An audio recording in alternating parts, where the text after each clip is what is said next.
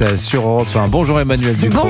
Bonjour Dimitri, bonjour Anissa. Bonjour avec nous sur Europe 1, Emmanuel, vous nous parlez du Coca-Cola. Oui, sans transition, c'est oui. Vraiment... Non mais c'est pas grave, c'est intéressant, le Coca c'est dans la vie de tous les jours. Est-ce qu'il n'aurait pas des racines corses? Il a fallu une enquête palpitante pour le prouver, il semblerait bien que ce soit le cas. Cette histoire rocambolesque m'a été soufflée par Anissa Haddadi, qu'il a trouvée dans la presse corse il y a quelques semaines.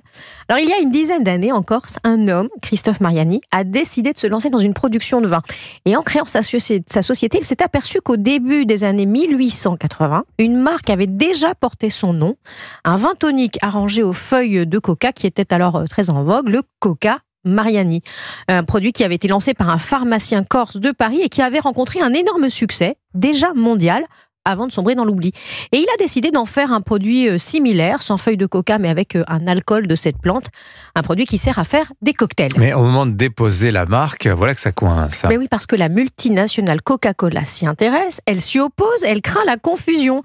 Et d'ailleurs, un conflit juridique est en cours depuis 2021. Mais Christophe Mariani, plutôt que de renoncer, s'est battu pour faire reconnaître l'antériorité du produit corse sur le soda américain. Il a fini par y parvenir en mettant la main sur une vieille bouteille mentionnant l'année 1883, quand Coca revendique une naissance 3 ans plus tard. Et il y a quelques semaines, coup de théâtre. Oui, parce que sur le site belge de Coca-Cola, Christophe Mariani a déniché une pépite, la mention du fait que le docteur Pemberton, un pharmacien américain, a inventé le Coca-Cola en s'inspirant du vin arrangé Coca Mariani, et en l'adaptant par un extrait de noix de coca, puis en le désalcoolisant. Mention très vite supprimée par la marque, mais Christophe Mariani a poursuivi l'enquête et déterré dans les archives de l'Atlanta Journal une interview du docteur Pemberton qui explique explicitement donc son emprunt au vin Coca Mariani. Donc le conflit, si j'ai bien suivi, devrait naturellement s'éteindre. Alors là, je n'ai pas la réponse. C'est une querelle de propriété intellectuelle et droit des marques, je ne sais pas. Mais Christophe Mariani espère continuer à produire ses 30 000 bouteilles annuelles d'apéritifs,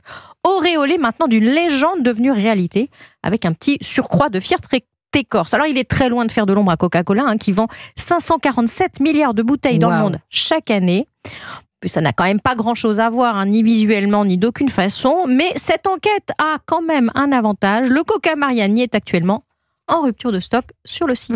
Vous avez dit 547 milliards. J'ai vérifié les chiffres, c'est hallucinant. Presque 100 bouteilles par personne. Écoutez, c'est 1,7 milliard de bouteilles par jour. Bon, qui boit 100 bouteilles de coca par an? Il y a des pays où on déjeune et on ne boit que ça à table, ce qui n'est pas notre habitude en France. Donc le Coca Mariani, encore un boulevard devant lui. Mais enfin, le Coca est corse, c'est ce qu'on retiendra de cette histoire. Enfin, presque. Emmanuel.